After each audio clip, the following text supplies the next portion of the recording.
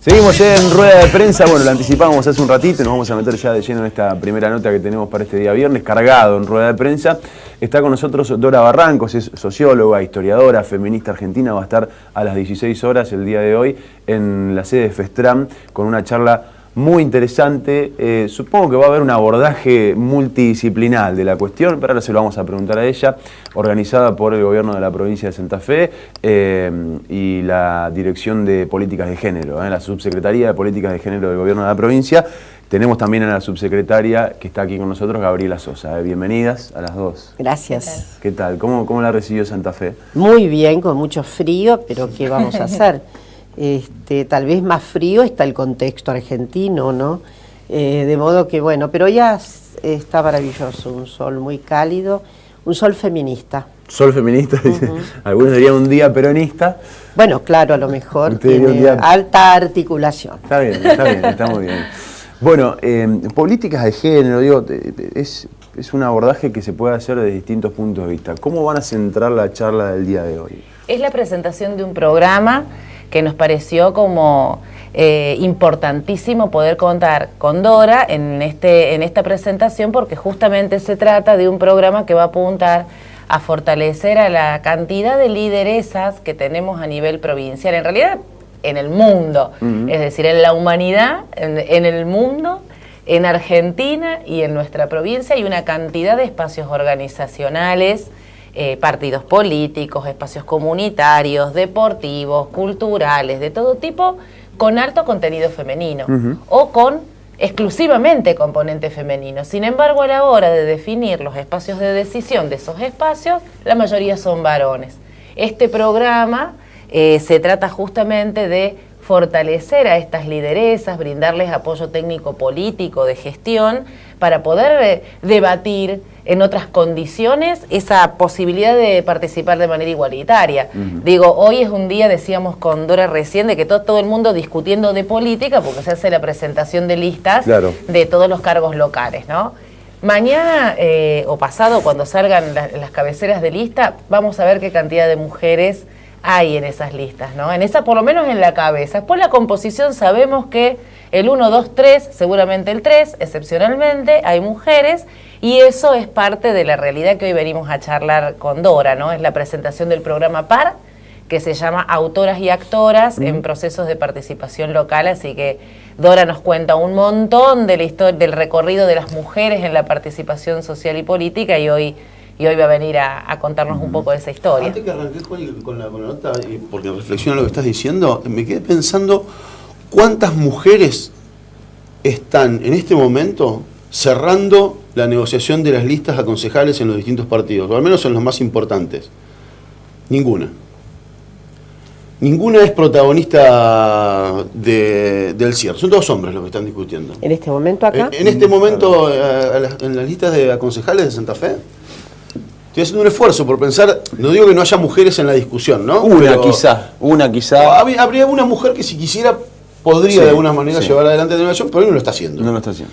El resto de todas las listas las están negociando hombres. Por más que haya mujeres después en la lista, ¿no? Pero sí, tiene que haber legalmente por la ley. Totalmente. Pero bueno, no me sorprende mucho, aunque esperaba que hubiera un dato un poco menos dramático, ¿no? De todas maneras, convengamos, para las mujeres es muy difícil la sostenibilidad de una carrera política. Es muy difícil, por los tiempos, por las cuestiones estrictamente de género, ¿no? Sí, claro. Cerrar, seguramente las listas cierran hoy, en fin. Y ahí hay una cuestión que es inherente a la condición, al mandato femenino, ¿no? A determinada hora del día hay que ocuparse de la gerencia de la casa. Es inexorable, no se puede transferir. Si se transfiere otra mujer. De modo que he ahí constituida yo diría, el telos dramático de lo que estás diciendo. Pero bueno, justamente por eso es necesario la paridad, porque si hay paridad, es cierto, eso no evitará la puja por el orden. Pero vamos a limpiar bastante el panorama de que sea todavía una construcción muy patriarcal, más allá de nuestra ley de cupo, ¿no? ¿Qué es el feminismo, Dora? es una corriente política, es una corriente primero de conocimiento y es una corriente política surgida en el siglo XIX. A menudo se piensa que obviamente que está solo constituida por mujeres, no, es una corriente que aboga, su objetivo central es la igualación de los derechos de las mujeres con los varones, pero siempre ha habido mucha compañía masculina, figuras notables, qué sé yo, podemos hablar de Condorcet, por ejemplo, de John Stuart Mill, una figura tan extraordinaria dentro de lo que es la patrística del liberalismo radicalizado, ¿no? ¿Crees que, perdón que te interrumpa, ¿no? Pero crees que te hago esta pregunta porque, a ver, el concepto en sí, uno a lo mejor lo puede ver en distintos actos, en los Ni Una Menos, en la Marcha Federal de Mujeres, que hay desigualdad en la manera de entender el feminismo. Digo, ¿crees que socialmente el movimiento feminista se entiende tal cual es o tiene distorsiones de acuerdo a cómo se comunica por un lado? Yo no diría desigualdad, sí. Puede haber diferencias en enfoques. Hay algunos grupos feministas que en general tienen un cauce respecto de un objetivo central. Hoy día ha crecido muchísimo, me refiero a los cambios de los feminismos en América Latina. Creció muchísimo la lucha por el reconocimiento, por ejemplo, de las sexualidades disidentes.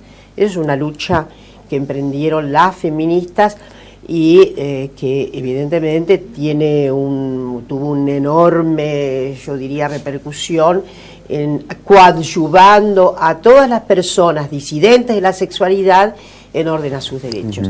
De modo que no me parece que sea la desigualdad el concepto, sino las diferencias de enfoques. Hoy día hay algunos enfoques que me parece que son un patrimonio muy común de todas las clases de feminismos. Hay feminismos de todos los colores. Felizmente ya no hay más capilla de un feminismo determinado, ¿no? Hay una mayor, yo diría, articulación en opciones múltiples, pero no de desigualdad, sino de oportunidades diferentes de exigir uno y otro derecho. De todos modos, creo que tenemos acá dos derechos fundamentales en la conquista argentina. Uno, desde luego, es la paridad política, la paridad en todos los cargos, la paridad de todos los organismos del Estado, que debería, de las universidades, etcétera, es una obligación fundamental. La otra, desde luego, que es lo que unifica muchísimo todos los feminismos hoy día, es la despenalización del aborto en nuestro país. Porque son las dos grandes agendas que tenemos y que todo el mundo se compadece de estas agendas, no hay diferencias ahí. Después hay obviamente enfoques en un sentido o en otro, ¿no? Uno de los talleres que suele tener mayor fricción en la discusión de los encuentros nacionales de mujeres es el ejercicio de la prostitución. Hay posiciones abolicionistas y hay posiciones como la de Amar, que son obviamente a favor del ejercicio sin el proxeneta. Pareciera ser que hay posición abolicionista y posición de Amar. ¿Hay un camino en el medio? Bueno, es interesantísima la cuestión. Nosotros efectivamente tenemos en el mundo, digamos, en el mundo más o menos jurídico, tenemos tres aciertos, ¿no? La vieja reglamentación de la prostitución, que es orgánicamente tener y reconocer la vida prostibularia, es decir, la ley que se terminó en el 36, felizmente. Después tenemos una posición intermedia, que es el abolicionismo. El país nuestro, felizmente, es abolicionista, como lo es Francia.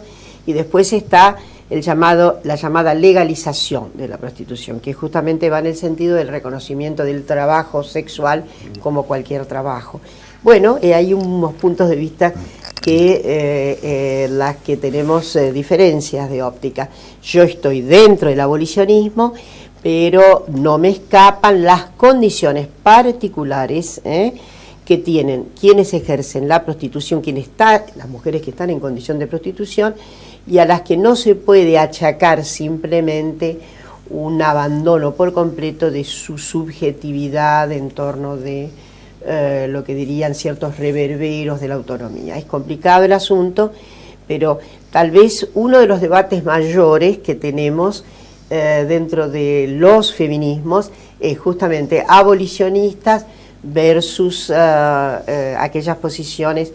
Hay algunas muy radicalizadas en el sentido de trabajo como cualquier otro, etcétera. Conozco mucho a la gente de Amar, he tenido muchísima oportunidad de defender la situación de despenalización completa de del ejercicio de la prostitución. Me parece que es una barbaridad. Eso está reservado a la acción privada y está absolutamente protegida por la Constitución Nacional. Porque, discúlpeme Dora, sí. Porque la Procuraduría Nacional sobre Trata de Personas dice que el 75% de las chicas rescatadas en causas por justamente trata de personas fueron rescatadas en prostíbulos, o en cabaret, o en whiskerías. Y las chicas de Amar, las mujeres de Amar dicen que eso es absolutamente inexacto, es una construcción incluso a propósito, oficial sobre el asunto, y que lo único en que ha beneficiado el cierre de las whiskerías es en la mayor clandestinidad del ejercicio de la prostitución. Bueno, es todo un punto de vista, ¿no? Es decir, tendríamos que hacer un gran coloquio y, digamos, conozco muy bien la posición de Amar y... Por otra parte, hay otras organizaciones de mujeres en condición de prostitución que van a mostrar enérgicamente lo contrario. Claro, ¿no? sí, seguro. Bueno, yo creo que en este punto, por eso digo, insisto en mi punto de vista abolicionista, que creo que es el mayoritario dentro del feminismo en la Argentina. En otros lugares no, por ejemplo en Brasil, una gran parte del movimiento feminista, de los feminismos de Brasil, está mucho más cerca de la idea de que se trata de un trabajo como cualquier otro, ¿no? También hay diferencias, pero podríamos decir por bloques, ahí hay una mayoría. En Uruguay lo mismo. Pero en Uruguay es una situación muy particular, porque la reglamentación nunca se terminó en Uruguay, ¿no? Sí. Entonces, es un país que tiene una larga fijación acerca del reglamentarismo, de este órdenes de funciones y, en fin, creo que sí, el debate a veces es muy enérgico y muy duro. Desde luego, también la Academia Argentina está dividida. Hay una parte importante de la Academia Argentina, queridos colegas, inclusive investigadoras del CONICET, que sostienen que debe legalizarse en orden a aceptar que se trata de un trabajo como cualquier otro, ¿no? Y entonces ahí se plantean serias divergencias, pero bueno, en general la posición de las feministas argentinas, sobre todo las históricas como una, sobre el punto de vista abolicionista, que a mí me parece que es muy respetuoso, porque implica la prostitución no puede ser condenada de ninguna manera. ¿Quién soy yo para condenar? Ni moral ni legalmente. Ni moral ni legalmente. Claro. Y que su ejercicio, está dentro de las garantías de respeto y que es de orden privado. Ahora, otra cosa es llevarlo al plano de un ejercicio como cualquier otro laboreo humano, cualquier otra actividad humana. Bueno, una podría ser en esto. Yo también estoy contra la subrogación de vientres, por ejemplo. Me parece que es un plano que las feministas argentinas hemos discutido mucho. Que no ingresó en la reforma la última. Que no ingresó, y yo soy muy, muy amiga de una persona tan querible como Marisa Herrera, con quien hemos discutido muy fuertemente este punto de vista. Yo creo que justamente se trata de alienaciones mecánicas del cuerpo. Quien está a favor de la despenalización del aborto, del derecho a mi cuerpo, no puedo atribuir sentidos a la venta, no ya del cuerpo, en general del bien final del cuerpo, porque lo que se subroga no es el vientre, en realidad se está adquiriendo el bien final, que es un niño, porque así son los contratos de subrogación, ¿no? De modo que eso es toda una cuestión que hemos debatido mucho menos en la Argentina, mucho menos, pero que bueno, hay ¿qué le vamos a hacer? Ahí hay una coincidencia tal vez con sectores conservadores, pero el mío es absolutamente, como diré, autonomía del cuerpo. Nadie puede admitir, y menos por venta. Y para esto creo que hay que asomarse. Yo escribí sobre esto en una suerte de debate que también tomó la revista Soy. La revista Soy tomó esta. Yo digo que me baso justamente en la imposible alienación de lo humano. La alienación del humano es el límite. De la misma manera que no estoy afinada con la idea, con el principio de poder vender una uña, vendo un ojo, vendo... En fin, son circunstancias en donde me parece que se coloca un plano de ética, de un universal ético que debe ser preservado, ¿no? Es en todo caso por un orden ético feminista que no tiene nada que ver con, es laico, completamente laico. Una consulta, una inquietud que me parece que solo la podría plantear en este marco de esta charla que estamos hablando de esto y de que está usted.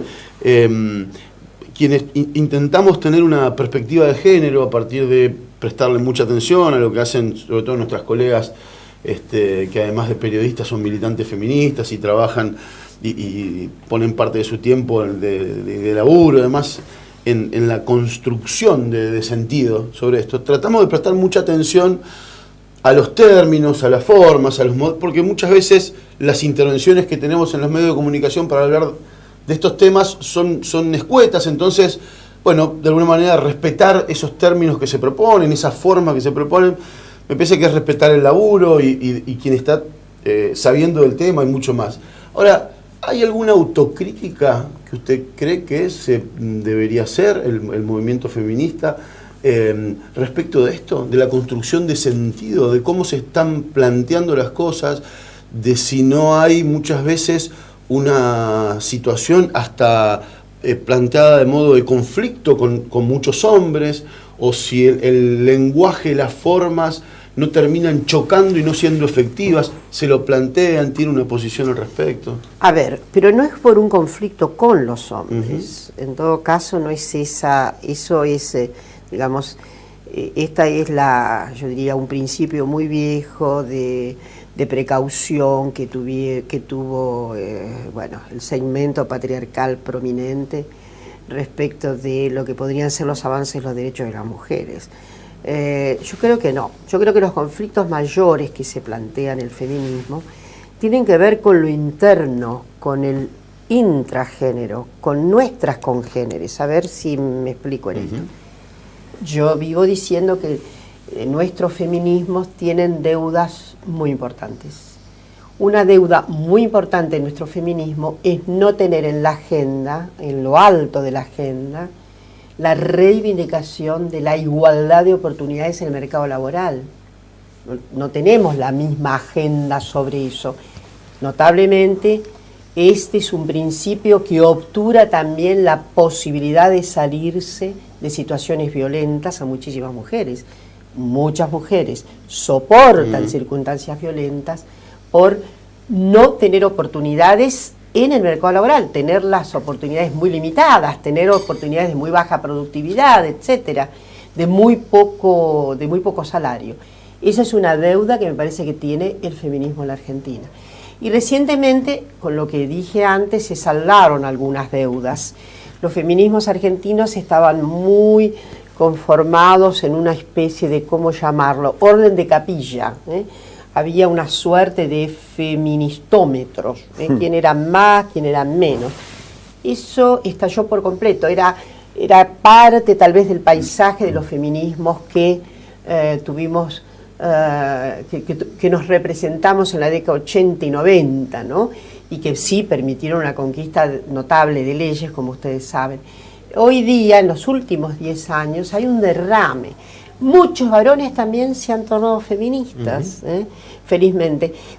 Lo digo porque hay circunstancias respecto de apreciar los desequilibrios funestos que trae el patriarcado en los propios varones. Los varones tienen yo siempre digo, irradian su propia condena, han sido hostigados por el propio patriarcado. Es hora de que se den cuenta de que ha sido una tenaza brutal, les ha impedido decir, ay, no voy a trabajar hoy, no tengo ganas de trabajar.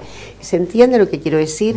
Es un poco, obviamente, lo que estoy diciendo, subrayo un poco esto.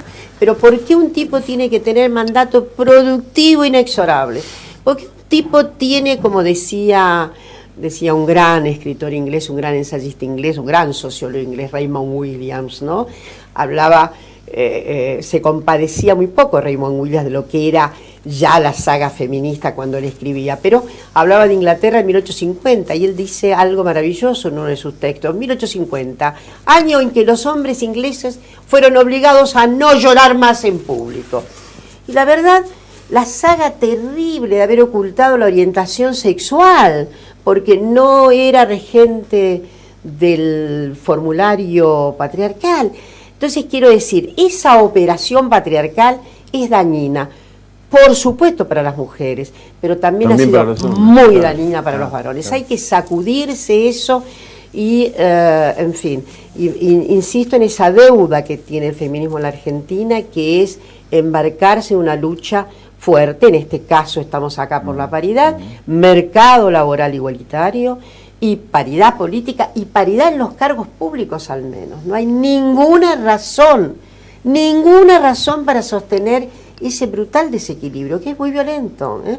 Las mujeres son mayoría en la población, son mayoría del padrón electoral, vamos a sobrevivir más, tengo una pésima noticia para ustedes, vamos a seguir sobreviviendo más, dicen los chinos, ya nos prometen a las mujeres creo que 130 años y ustedes 120 de sobrevivencia, en fin, no, pero digo, está muy lejos, es muy opaco hablar de algo así como enfrentar a los varones.